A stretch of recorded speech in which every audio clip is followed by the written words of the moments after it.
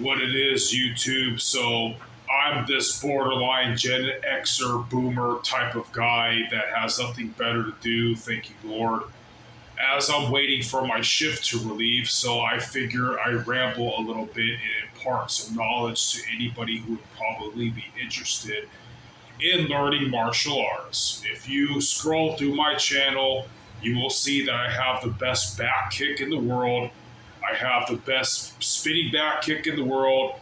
I have like the strongest leg kick in the world for being a karate person because Muay Thai is overrated.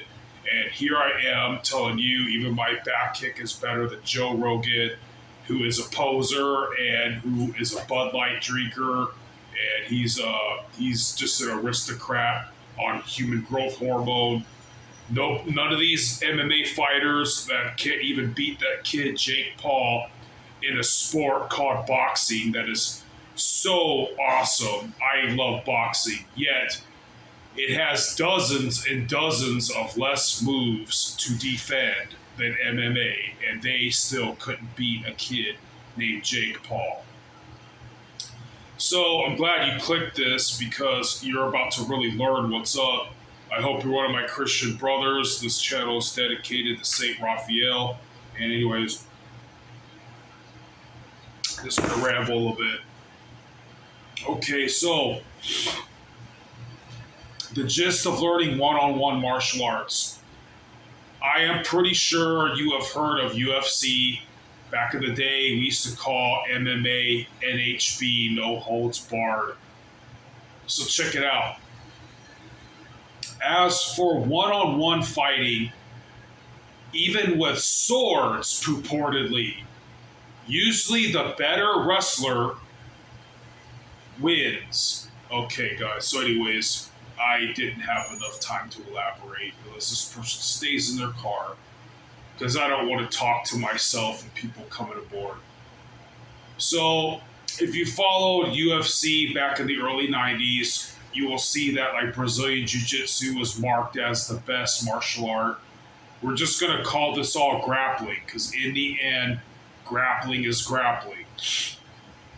People say, oh, no, it's not. Let me tell you what I mean. Judo people are almost always going to be the person who throws the jiu-jitsu guy down, and wrestlers are almost always the guys who are going to swoop up and pick those two guys up and throw them on their ass. The thing about judo is they're really good at takedowns because our upper body jacket pulling takedowns, gi, this is your jacket would be called a gi. They're really good at those takedowns because they practice that a lot. Once they nail that takedown, and let's say go to like a Nippon Niwaza or whatever, like an arm bar or something. I don't know all the rules of judo. I wish I did. It's a badass sport. It's a sport I wish I did. It's usually just once you get the guy down, point, start over. Jiu-jitsu continues after the takedown, and they work on finishing the fight. Japanese pancrase and shoot fighting wrestling, they have time limits. So unlike Brazilian Jiu-Jitsu, which Brazilian Jiu-Jitsu originally is for a one-on-one fight to like for honor or to the death with no time limit, they fight like a boa constrictor. They pull their weight on you if they're on top, and they take their time, and they capitalize on your mistakes. And every time you move or swerve, they try to cinch in whatever they're trying to do tighter and tighter and tighter. And yes, they might be trying to set you up by faking one move and then going to another. Shoot fighting has a time limit. Pancrase, Japanese style grappling submission. So you'll see a lot more scrambling. You'll see a lot more dudes just straight up like flowing. Like I grabbed your jacket, I swooped under you, countered. I got a Kimura, but I didn't finish it. Now you're chasing me. I got to the rope. I pulled. They have rules. I pushed the rope. Got to start over. So, anyways, the gist about so what I'm trying to say is all grappling. Oh, wrestling. Wrestling is badass. Wrestling. Those guys have such a hard work ethic. They usually slam the person down, hold them down, and they don't go for a finisher. They just maul the shit out of you. I'm talking about holding you down, pounding whatever they can or whatever's legal, even putting their sweaty chin, their fucking sweaty head in your fucking eyeball and shit. If you have a cut, they're gonna like hide from the referee and make that shit more open. Excuse my language, guys. I cuss a lot on accident. So those are the philosophies of grappling. So I wasted all that time because somebody is gonna troll and be like, "Oh, grappling, all that grappling is the same." It's fucking grappling. So, anyways, let's move on. The gist about grappling in a one-on-one fight. Let's say I'm a bigger dude than you, right? It's inevitable I'm going to grab you and take you down. Well, you're going to let me take you down, and for a split second, I'm like, oh shit, I got this full down with no effort.